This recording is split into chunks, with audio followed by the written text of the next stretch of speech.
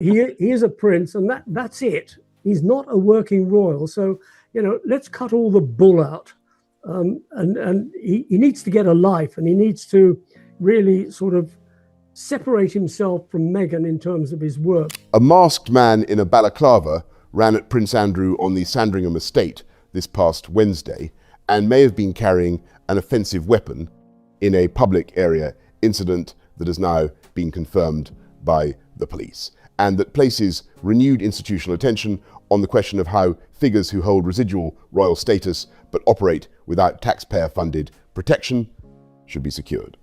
The detail is structurally consequential because it captures the institutional dilemma the Sussex household's parallel security review has been generating in the United Kingdom for 4.5 months. Andrew, like the Sussexes, no longer holds working royal status. He has had his personal allowance and taxpayer-funded security withdrawn by King Charles. He continues to occupy a high public profile that generates threat patterns from individuals operating outside the ordinary security perimeter. The Wednesday incident is the operational test case for what happens when figures in this configuration encounter the threat environment in real time without the institutional protection that working royal status carries. This is the central operational reporting of the Royally Unfiltered broadcast, hosted by Kinsey Schofield this week, with two of the most senior sources in British royal journalism, Charles Ray, the former royal editor of The Sun, and Dickie Arbiter, the former press secretary to the late Queen Elizabeth II and King Charles III. The framing both bring to the Andrew incident is operationally precise. Ray has reported the facts as they have been disclosed by the police. The suspect was sitting in a car in a public access area of Sandringham. He spotted Andrew arriving with his private security and walking the dogs in his ordinary pattern. The suspect jumped out of the car wearing a balaclava and appeared to run toward Andrew. The confrontation lasted a few seconds. Andrew's private security guard moved him quickly away by vehicle. The suspect attempted to chase the vehicle, but did not catch it. Very upsetting incident that happened at Sandringham today involving Andrew Mountbatten Windsor and an intruder wearing a face mask. Well, it's been revealed today. It actually happened on Wednesday. The man has been arrested and is being questioned on a public order offence, which in UK criminal law captures threatening behaviour, and there is reporting that he may have been carrying an offensive weapon. The nature of the weapon, whether a knife, a firearm, or simply a walking stick used in an aggressive manner, has not yet been disclosed. There is additional reporting that the same individual was earlier seen behaving disturbingly in Sandringham village in a way that does not appear to have been initially directed at Andrew or the wider royal family. Arbiter's structural reading is that the configuration produced by recent public order incidents around senior public figures, including the recent shooting incident at the White House Correspondents' Dinner, indicates that the threat environment for high-profile figures has shifted in ways that ordinary security perimeters are struggling to manage. Sandringham as a public estate has extensive public rights of way. The public is permitted onto substantial portions of the estate for walking, cycling, and other leisure activities. Reason jumped out of the car and appeared to run towards Andrew. He was wearing what we call a balaclava, which is basically something you wear when it's really cold, and it's got two eye holes and something for a mouth. It's what we would term robbers would normally wear it with a shotgun if they're going to rob somewhere. Anyway, there was some sort of confrontation. The institutional security model assumes that members of the royal family will largely remain within the controlled portions of the estate and will receive taxpayer-funded protection when moving in public access areas. Andrew, having lost the taxpayer-funded protection, was relying on his single private security guard for his routine public area movement. The configuration worked operationally in this incident, in the sense that Andrew was extracted before any contact was made. The configuration would not have worked if the suspect had been more determined, more equipped, or operating with accomplices. The structural significance for the parallel Sussex situation is the analytical question Wootton and others have been raising in connection with the Home Office security review delay. Andrew's incident demonstrates that the threat environment for figures who have stepped outside working royal status is real and is not hypothetical. Also being looked at, it is believed that he was carrying some sort of offensive weapon. Now, what that offensive weapon is, whether it was something, a knife, a gun, or anything like that, we are not sure, or whether it was just a walking stick. We haven't got a clue. Now, clearly, this man was shouting something at Andrew, and that's as far as we know. The argument the Sussex side has been making for the restoration of taxpayer-funded UK protection rests on the same underlying threat reality. The structural complication is that both Andrew and the Sussexes occupy similar status configurations, having departed working royal duty for different reasons, but with comparable downstream operational consequences. If the institutional response to the Andrew incident produces calls for the restoration of his taxpayer-funded protection, the structural precedent will then bear on the Sussex case. If the institutional response holds that Andrew has earned no such restoration through his prior conduct, the same logic applies to the Sussex case. The two situations are now operationally connected through the structural mechanism, and the resolution of either case will influence the resolution of the other. The Charles state visit summary that anchors the broader broadcast is structurally consequential because of the seniority of the sources delivering it. Arbiter, who served as press secretary to the late Queen and to the current King, is the institutional figure who has watched royal diplomatic engagements at the highest level for decades. His professional assessment is that the May state visit to the United States may have been one of the strongest tours of Charles's reign. The structural observation he develops is that Charles and Trump are figures from completely opposite ends of the cultural and intellectual spectrum. Charles is intellectually disciplined, well-read, and culturally refined. Trump operates in registers Charles does not naturally occupy. Yet the two men, during the visit, demonstrated visible mutual respect and what observers characterized as personal warmth. The arrival ceremony pageantry at the White House showed Charles initiating most of the substantive conversation, with Trump engaged but largely receiving rather than directing the exchange. News: King Charles and Queen Camilla completed a successful 4-day state visit to the United States, marking the King's first trip as monarch and the 250th anniversary of American independence. Highlights included a White House state dinner with President Trump, a rare address to Congress, and a very moving moment at the 9/11 memorial visit. The structural meaning is that Charles set the operational tone for the visit, and Trump accepted that tone. The Charles speech to Congress contained substantive content that, on Arbiter's analytical framing, called Trump to account on several specific policy questions without producing the relational damage that direct confrontation would normally generate. Charles rebuked the criticism Trump had directed at the Royal Navy, in which Charles himself served for a substantial period of his earlier life. Charles rebuked the criticism Trump had directed at NATO. The structural elegance of the deployment was that the rebukes were delivered in the diplomatic register that allowed Trump to absorb them without loss of face. The Congress speech produced the bipartisan standing ovation that subsequent commentary has characterized as the structural confirmation of the visit's effectiveness. The state dinner produced the parallel structural exchange, and Trump had previously suggested in his own remarks that without American intervention in the Second World War, the British would all be speaking German. Hit this out of the ballpark, that this was one of the best, probably, royal tours of King Charles's reign. Yeah, it probably was. I mean, when you look at the two men, they're complete opposites. Charles is very refined. He's an intellectual. He's well-read. Everything that President Trump isn't.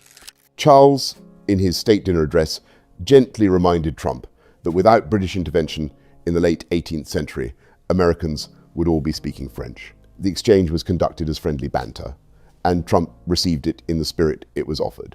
The operational craft underlying Charles's speeches is, on Arbiter's professional detail, the product of decades of preparation and a close working relationship with his private secretary, Clive Alderton, who has held the position for nearly 20 years, with a short interruption during which Alderton returned to Foreign Office duty. Alderton knows the king like the back of his hand. The speech drafting process begins with Alderton producing a draft, which Charles then tinkers with personally, adding the specific phrases and the comic registers that Charles himself wants in the final delivery. Arbiter's professional observation is that nothing is ever final with Charles until he's actually on his feet and speaking. The speeches the king delivers are therefore substantially his own work, even when initial drafts come from Alderton's pen. The humour, in particular, is operationally Charles's. Both Arbiter and Ray confirm from their direct working knowledge of the king that the comic register is organically his, drawing on the British comic tradition of the Goon Show, Fawlty Towers, and the zany humour that Camilla shares. The state visit speeches therefore reflect the king's substantive, intellectual and comic capacity, rather than a ghost-written institutional product. The audience receiving the speeches was hearing the king operating at his actual capacity, and the reception was calibrated to that capacity rather than to a constructed performance. The Yvette Cooper Foreign Office dimension Wootton mentions through Richard Eden's reporting is the structural side note worth presenting. The current Labour government's Foreign Secretary Yvette Cooper reportedly counselled both Prince Harry on his Kyiv Security Forum trip and King Charles on his Washington diplomatic engagement. The structural meaning is that the British government, through the Foreign Office, has been operating in the diplomatic background of both visits. Exercising the Royal Navy, which Charles had served in for a number of years, very, very effectively and efficiently. He rebuked him for his criticism of NATO. So he had a fair amount to say without actually being controversial, which is quite a deft operation when you think of where the man comes from, that he is soft diplomacy personified. The Cooper involvement in the Sussex-Kyiv engagement raises a question about the appropriate role of government diplomatic infrastructure in supporting an individual who no longer holds working royal status, while the Cooper involvement in the King's Washington visit is operationally normal Foreign Office function. The parallel involvement indicates that the government may be attempting to manage the relationship between the Sussex household and the institutional crown through the diplomatic register, although the operational effects of that management have not been publicly visible. Ray's structural reading of the diplomatic configuration is that Charles knew the operational risk of the speeches in advance and proceeded anyway. Trump's documented public reputation includes thin skin, a tendency to publicly retaliate when criticized, and a pattern of allowing personal slights to damage institutional relationships. Charles delivered substantive criticism in a setting where Trump could have responded with public retaliation. The fact that Trump did not retaliate and instead extended the warmth that characterized the broader visit is a measure of how successfully Charles calibrated the diplomatic register. President Trump, he loves to burn a bridge. He has very thin skin. I'm not insulting him. These are observations. King Charles was risking something in that speech to Congress, in my opinion. He was risking potentially the wrath of Trump. Or is that not the case because Trump is so enamored by King Charles and wants him on his side so bad that he'll take the whipping? The structural meaning is that the British monarchy continues to perform a soft diplomatic function that no other British institutional figure could replicate at the same operational level.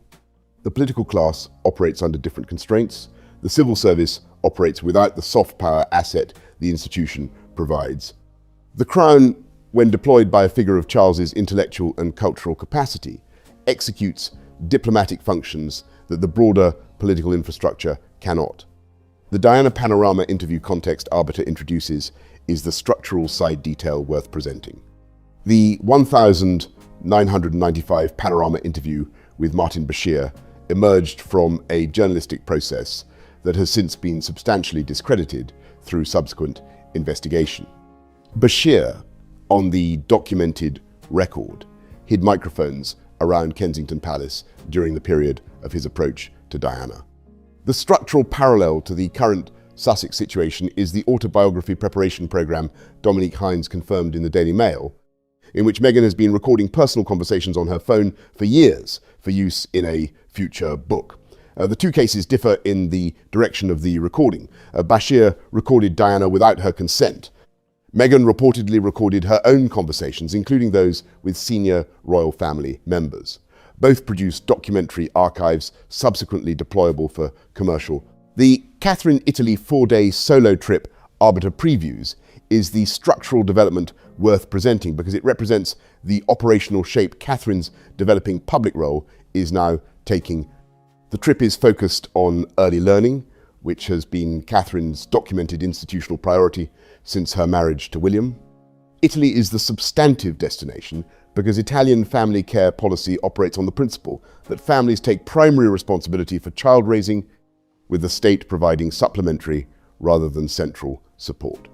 The United Kingdom operates on the inverse model, with the state expected to provide central support and families operating in a supplementary register.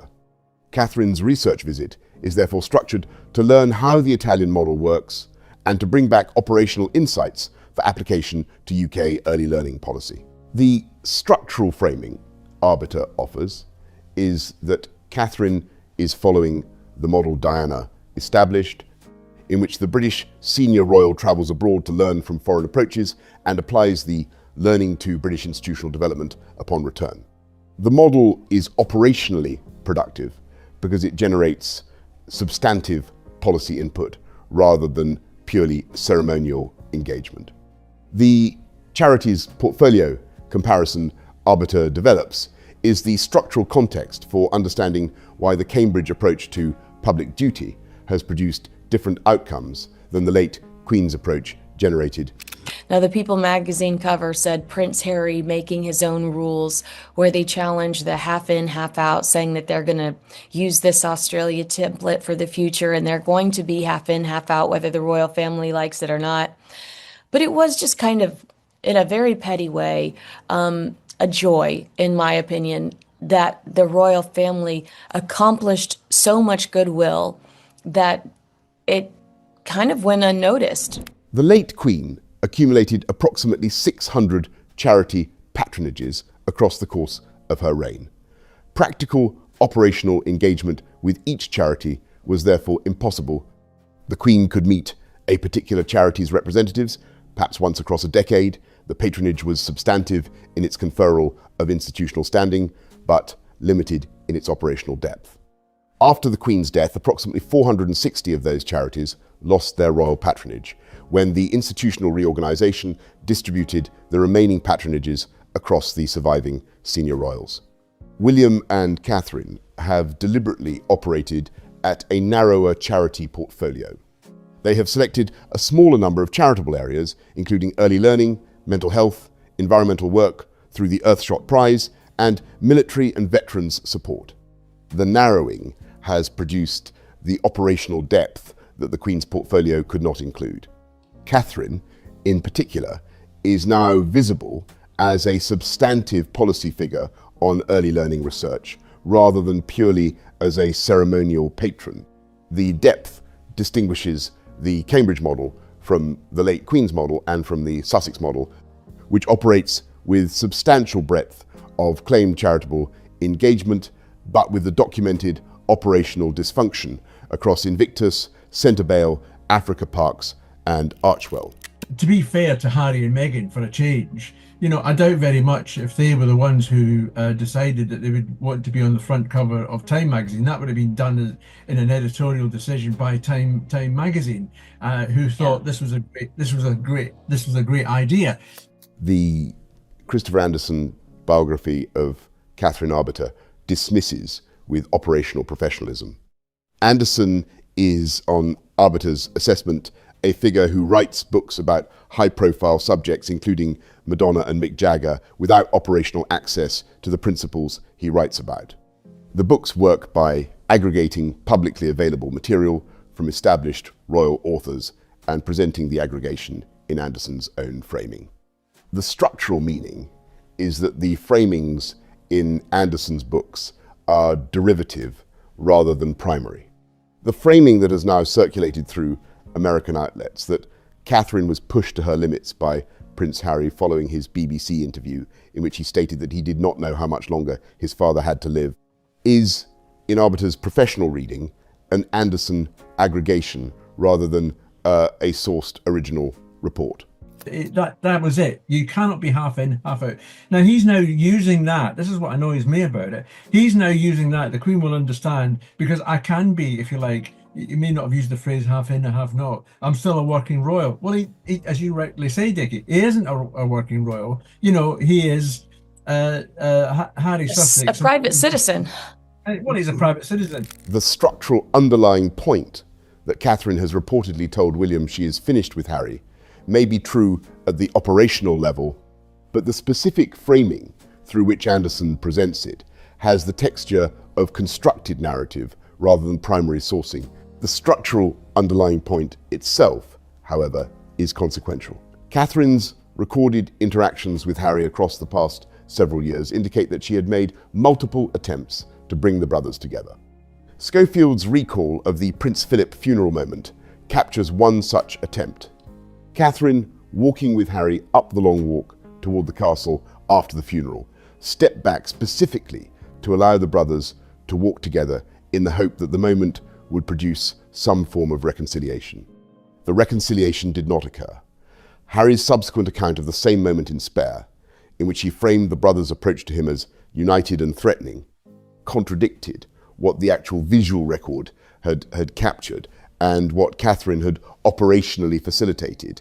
To say the Queen would understand. Well, he doesn't know whether the Queen would understand because she's no longer with us. And she made it very clear in January 2020, you're either in or you're out. There are no halfway measures. She'd been there before with Edward and Sophie, and she wasn't going to go there again. And now, because the late Queen is no longer with us, Harry needs as much publicity as possible. I mean, here we are, we're giving him the oxygen of publicity by talking about him. The structural pattern Catherine appears to have read across multiple such attempts is that the gestures of family reconciliation are converted by Harry into commercial material rather than reciprocated as relational repair. The Sandringham staff, sourcing Anderson's framing draws on, is consistent with the broader pattern of Catherine's eventual exhaustion of her capacity for further attempts.